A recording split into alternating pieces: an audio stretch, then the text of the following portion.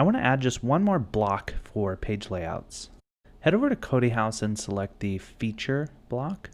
This block has two modes that we'll use. First default and then invert, which flips the image. Let's get started. View the code and copy the markup. Then create a new block component and call it b-feature-1. Paste in the markup, and then let's name our component and set some props. Notice the flip horizontal prop, which will be a boolean of either true or false. Next, I'll set the image to image.url. Next, I'll remove one of the links and set the remaining link to a Nuxt link.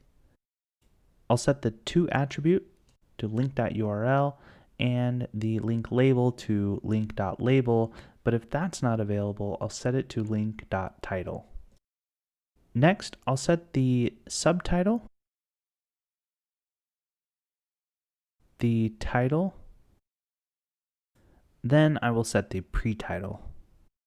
Next, I'll change the order of the two columns in this component by checking to see if flip horizontal is true, and if it is, output this order class, otherwise output nothing.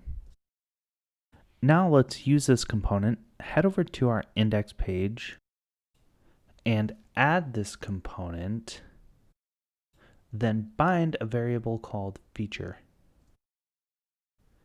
Next, import and use our new feature component.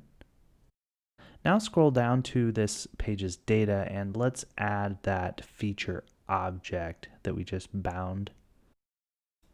I've got some simple data in here, including the flip horizontal property, which is set to false, and you can see our feature there at the bottom.